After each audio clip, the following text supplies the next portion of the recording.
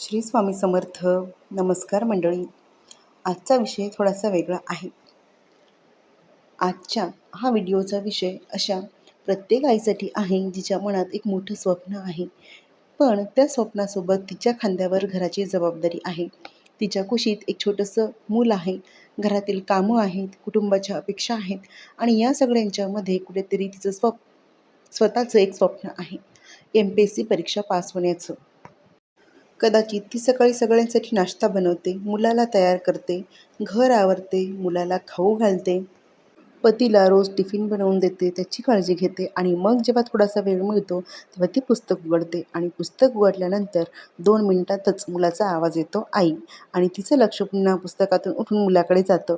कधी मुलाला ताप असतो, कधी मूल रडत असतं, कधी घरात पाहुणे येतात, कधी घरातील कामं वाढतात, कधी स्वतःची तब्येत ठीक नसते, कधी नवऱ्याची तब्येत ठीक नसते आणि अशा प्रत्येक वेळी तिच्या मनात एक प्रश्न येतो, मी खरंच हे स्वप्न पूर्ण करू शकेन का? पण मित्र आणि मैत्रिणींनो, जर तुमच्याही मनात हा प्रश्न कधी आला असेल तर आजचा हा संपूर्ण व्हिडिओ तुमच्यासाठी आहे. कारण आई होणं म्हणजे स्वप्न संपन्न नाही. आई होणं म्हणजे आपल्या स्वप्नांना एक नवीन अर्थ मिळणं आहे.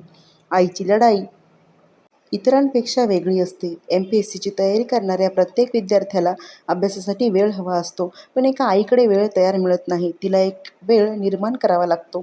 इतर विद्यार्थी म्हणू शकतात, आज 8 तास अभ्यास करायचा, पण आई म्हणते, आज मुलगा झोपला तर 2 तास अभ्यास करेल. इतर कोणी लायब्ररीमध्ये शांतपणे बसून अभ्यास करू शकतं, पण आई कधी मुलाच्या खेळण्यांच्या आवाजात अभ्यास करते, कधी स्वयंपाकघरात काम करताना ऑडिओ लेक्चर ऐकते, कधी मुलगा झोपल्यानंतर रात्री उशिरापर्यंत अभ्यास करते आणि सकाळी पुन्हा सगळ्यांच्या आधी उठते. म्हणूनच आईच्या अभ्यासाचे तास कदाचित कमी असतील, पण तिच्या जिद्दीची ताकद खूप मोठी असते. आपण अनेकदा म्हणतो, माझ्याकडे वेळच नाही, पण खरं सांगायचं तर आपल्याकडे 24 तास सगळ्यांसाठी सारखेच असतात.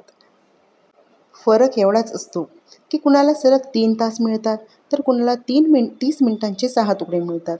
आईने हे समजून घ्यायला हवं की सलग 4-5 तास अभ्यास मिळाला नाही म्हणून अभ्यास होऊ शकत नाही असं नाही.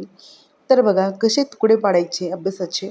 तर मुलगा झोपला तेवढ्या वेळामध्ये 30 मिनिटे, मुलगा खेळत आहे 20 मिनिटे, घरामधील काम पूर्ण झाली तर मग 45 मिनिट, रात्री मुलगा झोपल्यानंतर 1 तास, असे छोटे छोटे तुकडे जोडले तर दिवसाचा चांगला अभ्यास होऊ शकतो.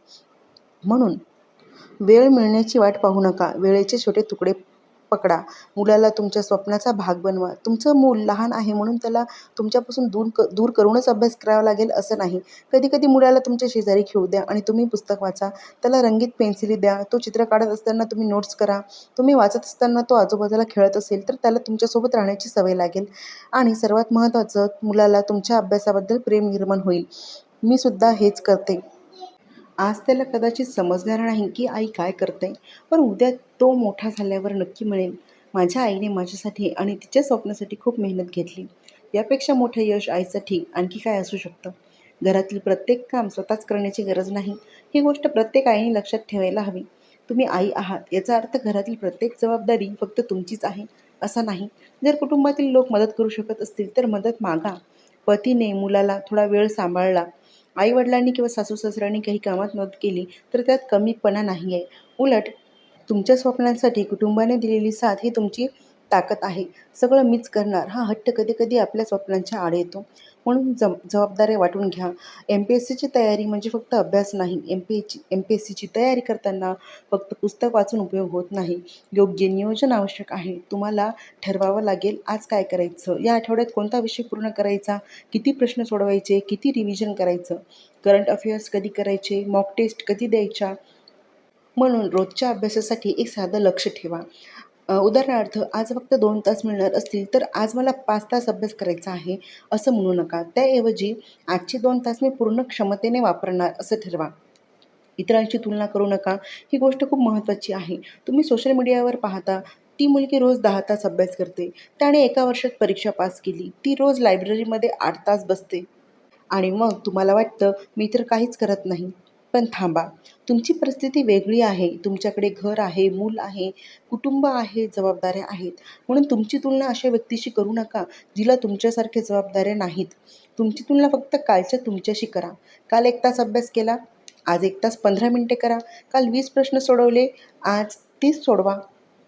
हीच प्रगती आहे. कधी कधी मन खचेल, हो, हे नक्की होईल. काही दिवस अभ्यास होणार नाही, काही दिवस मूल आजारी असेल, काही दिवस घरातील परिस्थिती बिघडेल, काही दिवस तुम्हाला स्वतःलाच वाटेल, बस झालं, आता माझ्याकडून नाही होणार. त्या दिवशी स्वतःला दोष देऊ नका. पुस्तक बंद करा, थोडा वेळ शांत बसा, मुलाला जवळ घ्या आणि स्वतःला सांगा, मी थकले आहे, पण मी हरलेली नाही. ही 2 वाक्य तुमच्यात खूप मोठी शक्ती निर्माण करू शकतात. स्वामी महाराजांवर विश्वास ठेवा. आता माझे आराध्य स्वामी आहेत. तुम्ही ज्या देवाला मानता त्या देवावर तुम्ही विश्वास ठेवा. आपण स्वामी महाराजांच्या चरणावर विश्वास ठेवणारे आहोत किंवा तुम्ही ज्या देवावर विश्वास ठेवता ते त्या देवावर तुम्हाला विश्वास ठेवायचा आहे. म्हणून आपल्या प्रयत्नांसोबत तुमच्या देवाचं स्मरण ठेवा. अभ्यास सुरू करण्यापूर्वी काही क्षण डोळे बंद करा आणि मनापासून त्यांचे नामस्मरण करा. माझ्या प्रयत्नांना दिशा द्या, माझं मन स्थिर ठेवा, मला सातत्य द्या. मग अभ्यासाला सुरुवात करा. आता माझा अभ्यास चालू आहे आणि माझ्यासारख्या कितीतरी आई अभ्यास करत असतील, तर मी तुमच्यासोबत MPSCची ही माझी जर्नी शेअर करणार आहे आणि स्वतः देखील मोटिव्ह होणार आहे आणि तुम्हाला देखील माझ्या या व्हिडिओतून मोटिवेशन मिळावं यासाठी प्रयत्न करणार आहे. आता बघा, MPSC ग्रुप सीचा पेपर ऑक्टोबर महिन्यात आहे. आपल्याकडे खूप कमी वेळ बाकी आहे आणि त्यामुळे अभ्यासाला बरेच जण लागले असतील. पण मी माझा अभ्यास कसा करते, कसा वेळ काढते हे सगळं तुमच्यासोबत मी शेअर करणार आहे आणि तुम्ही देखील तुम्ही ज्या प्रकारे अभ्यास करत असाल तर ते मला कमेंटमध्ये नक्की सांगा आणि काही डाऊट असतील ते विचारा. मला देखील काही म्हणजे आता बघा, मी ना खूप म्हणजे बरेच वर्ष झाले अभ्यास करत आहे. काही एक मार्क्सने 2-2 मार्क्सने माझे राहिलेले आहे एक्झाम. त्यानंतर मग म्हणजे लग्न झाल्यावर पण मी एक्झाम दिले आणि तेव्हा माझे 1-2 मार्क्सनीच राहिलेले होते. तर खूप जवळ आले होते मी, पण काही अशी कारणं असतात की आपल्याला थोडासा त्या गोष्टीमध्ये गॅप द्यावा लागतो. आता मला बाळ झालं होतं आणि अजून बरेचसे काही कारणं होते त्या अगोदर, त्याच्यामुळे थोडासा गॅप पडला. पण मी स्टडी हा माझा चालूच होता. तर व्हिडिओ आवडला असेल तर लाईक करा आणि चॅनलला सबस्क्राईब करा. धन्यवाद.